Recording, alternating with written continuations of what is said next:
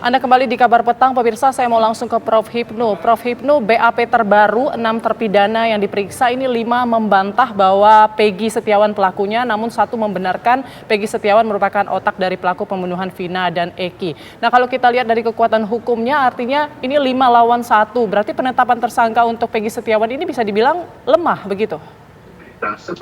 Ya. Dalam ilmu hukum tidak seperti matematika ya, 5 lawan 1. Tapi kita harus mendasarkan bahwa apakah keterangan yang disampaikan itu bernilai atau tidak. Kan gitu, Pak. Sekarang pertanyaannya, apakah dalam pemeriksaan keterangan itu sudah mendasarkan dengan lie detector? Coba dikaji dengan lie detector. Sejauh mana kejujuran dari orang yang bersangkutan. Ini yang jadi problem. Sehingga saya kok tidak percaya begitu aja. Dengan demikian, dari kasus yang bersangkutan, nantinya akan menjadikan kejelasan. Karena ini sudah chaos ya, situasi sudah chaos. Oleh karena itu, tadi saya katakan, lie detector, ilmu bantu untuk memberikan kejelasan, walaupun sebagai alat, akan sangat bermakna sekali. Sehingga kita jangan sampai 5-1. Saya kira penyidik harus juga firm, kemudian penasihat hukum, bahwa apa yang disampaikan ketika 8 tahun yang lalu, itu sudah harus memberikan suatu bukti. Kalau saat ini terkecoh, wah berat lagi. Disinilah saya kira keteguhan dari seorang penegak hukum, jangan sampai percaya pada seorang tersangka. Jangan sampai memberikan suatu keterangan. Memang dalam ilmu hukum ada istilah nanti saling menjadi saksi, saling menjadi terdakwa. Tapi dalam hal itu kita harus lihat, apakah 1 itu menjadi saksi mahkota pada 5? Oh belum tentu.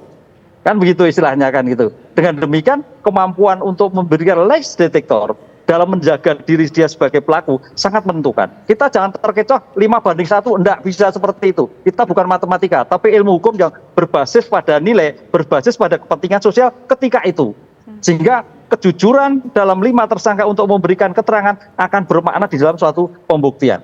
Begitu, Mbak. Oke, nah sekarang saya ingin ke Pak Ugrosono. Kalau berbicara soal lie detector ini juga tampaknya adalah sebuah teknologi yang dipergunakan begitu oleh pihak kepolisian untuk melihat benar atau tidak ini orang berbohong atau tidak. Tingkat akurasinya sendiri seperti apa untuk bisa membuktikan bahwa oke, dia berbohong, dia terlibat, dia tidak?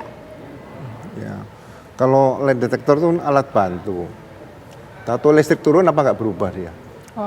Alat bantu saja untuk meyakinkan ini berbohong atau tidak. Tapi kan tetap harus ditambah alat bukti tadi. Jadi lie detector tidak bisa menerbitkan berita acara bahwa ahlinya menyatakan ya dia berbohong dan dia pelakunya, nggak bisa. Itu hanya membantu dia kadar berbohongnya sekian persen dan sebagainya. Oke, tadi disampaikan juga oleh Prof. Hipnu kasus ini sudah chaos. Apakah perlu mungkin kita mengaudit ulang penyidikan di 2016 atau mungkin proses pengadilan juga dipertanyakan ya keabsahannya jika memang ternyata 2 DPO dihapus padahal amar putusan ada 3. Ya, jadi begini, sejak kemarin saya ceritakan bahwa dengan kasus yang terjadi terhadap Vina ini, korban ini, dan Eki ya, satu lagi, segera dibentuk dari pusat, dari mungkin ya saya mohon Pak Kapolri misalnya itu, membentuk operasi khusus kepolisian pengungkapan kasus Vina. Itu melibatkan semua fungsi yang ada di kepolisian dan mungkin ada yang dari luar, dari kedokteran forensik, mungkin dari RSCM atau dari rumah sakit di Bandung, di Jawa Barat, ya kan. Nah, bersama-sama mengungkap kasus ini. Jangan sampai terjadi nanti ke depan bahwa hal seperti ini dianggap bahwa ini biasa. Ini luar biasa, extraordinary. Jadi harus diungkap fakta sebenarnya bagaimana. Makanya dukungan scientific investigation ini harus diutamakan. Karena itu ilmu pengetahuan yang akan berbicara. Kemudian forensik juga diutamakan dari situ. Jadi sama dengan kasus bom Bali, itu yang ditemukan adalah nomor, bukan pelakunya mengaku, bukan. Itu dari situ berangkatnya.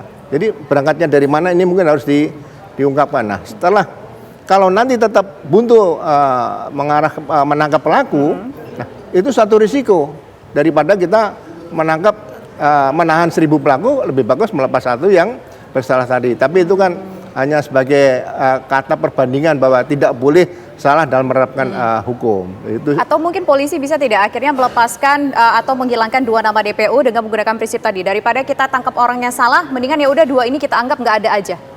Nggak bisa juga, karena ini sudah proses di pengadilan. Jadi pengadilan. Berkas untuk Peggy kalau memang dia pelaku nanti setelah dibuktikan secara scientific investigation, itu adalah berkas perkara yang digunakan oleh ke-8 para terpidana tadi. Jadi bukan berkas baru. Harusnya dua DPO yang dihapuskan ini melalui proses seperti apa? Menghapus tidak bisa seperti itu karena sudah masuk ke pengadilan. Jadi ini yang kadang-kadang sering dikatakan obstruction of justice. Jangan sampai terjadi seperti itu aja menurut Artinya, saya. jadi kalau misalkan kita lihat dari proses ini dari awal, tadi kan dikatakan perlu audit. Dan ini sebaiknya kasusnya juga ditangani langsung oleh Barreskrim Mabes Polri dong, begitu ya Pak ya? Ya, ini sudah melibatkan semua disiplin ilmu, disiplin fungsi di kepolisian. Propam juga harus turun di sini. Ini tidak mudah, memang membutuhkan energi dan perhatian cukup banyak dari institusi Polri dan beberapa instansi pemerintah lainnya untuk bisa mengungkap ini. Karena satu nyawa yang hilang di negara Indonesia, presiden harus tahu kenapa meninggalnya, bukan presiden perintahkan selesai, bukan. Presiden harus tahu sebabnya kenapa gitu. Pak, ini saya masih tertarik nih Pak. Ini kasus udah lama banget. Kalau mau melakukan visum udah nggak mungkin lagi.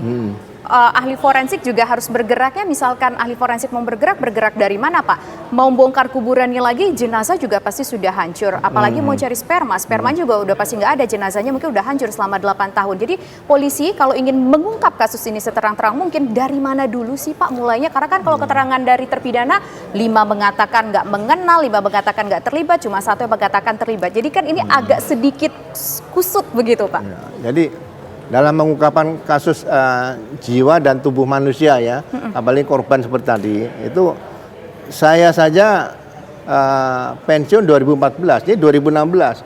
Ilmunya polisi setelah saya pensiun harus lebih bagus daripada ilmunya saya kan gitu.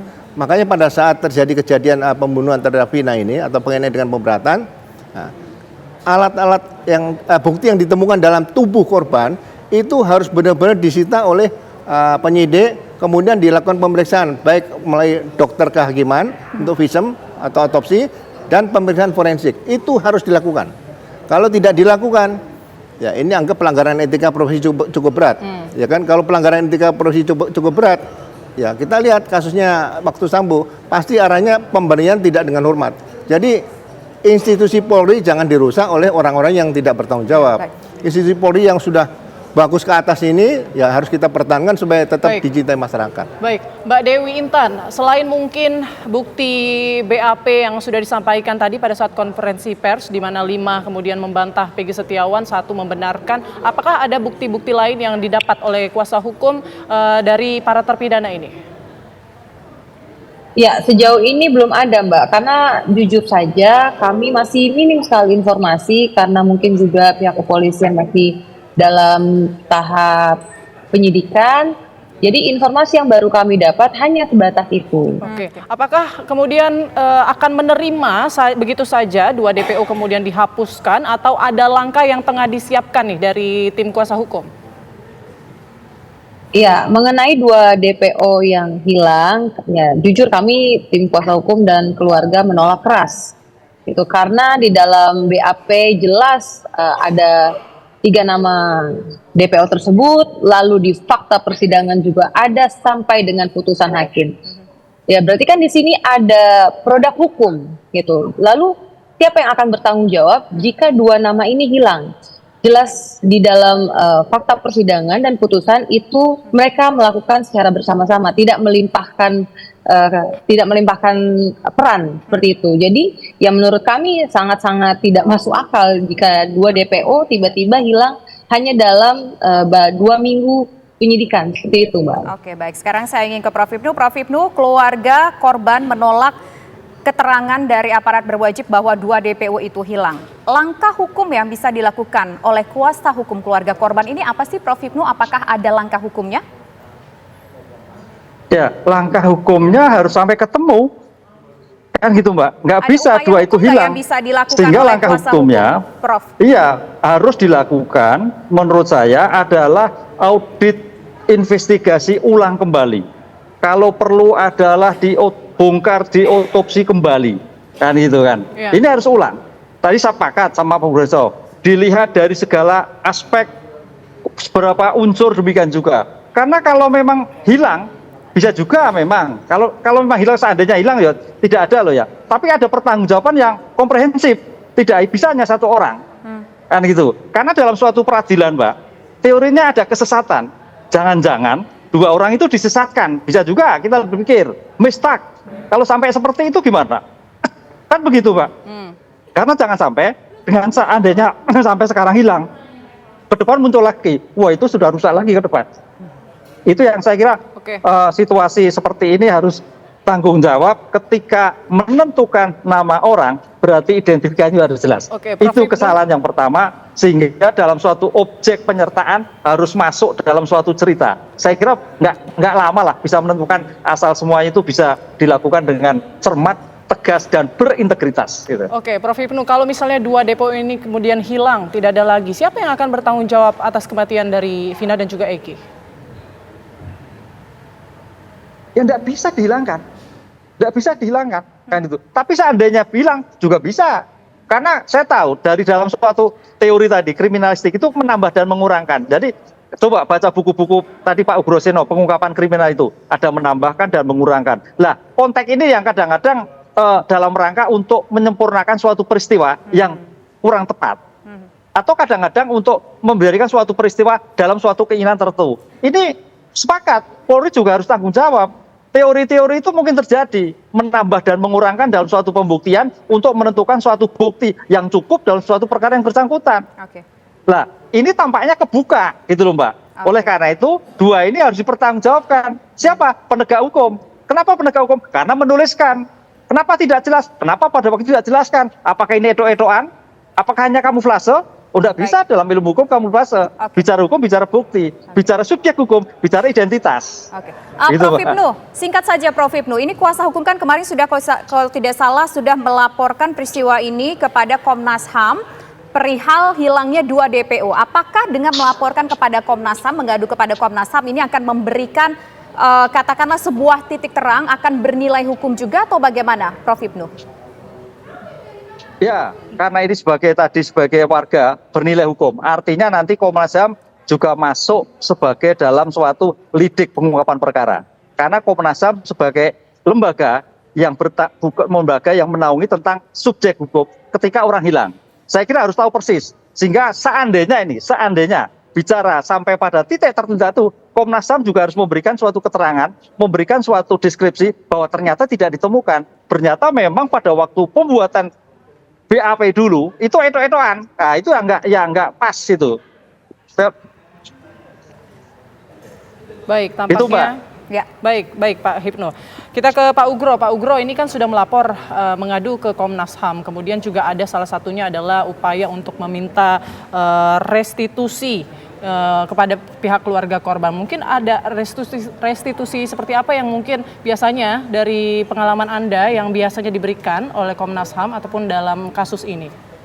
Ya, kalau saya sebaiknya pengacara korban lapor ke Divisi Propam Polri.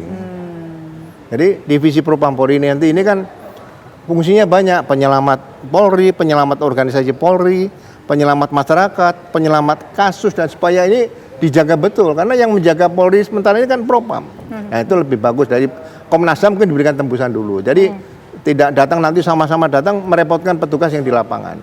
Nah, tim Propam nanti akan turun bersama satuan tugas khusus, ya kan? Mungkin dipimpin seorang brigjen yang muda, yang pintar-pintar sekarang juga banyak di Polri.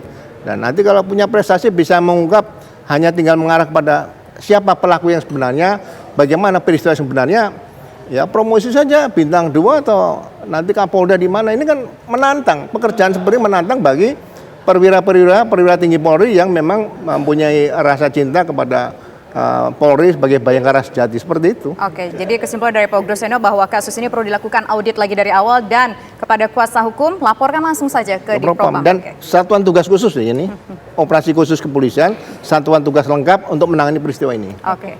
Nah, sekarang terakhir kita ingin ke Mbak Dewi Intan. Mbak Dewi Intan, laporan sudah masuk ke Komnas HAM. Apa saja yang dilaporkan? Apakah hanya poin 2 DPO hilang atau mungkin ada aspek-aspek lain juga yang dilaporkan kepada Komnas HAM? Iya, kami tentu mengadukan semuanya kepada Komnas HAM mengenai 2 DPO yang hilang, lalu juga mengenai restitusi itu. Pada saat persidangan itu kan memang keluarga korban tidak mendapatkan itu, seperti itu. Jadi ya kita meminta dukungan lah dari Komnas HAM supaya kasus ini menjadi transparan gitu. Baik, Gitu, Mbak. baik. Terima kasih Mbak Dewi Intan, kuasa hukum dari keluarga korban Vina, kemudian juga Prof Hipnu sudah bergabung bersama kami, dan terima kasih Pak Groseno sudah hadir ke studio kami. Semoga sehat selalu semuanya.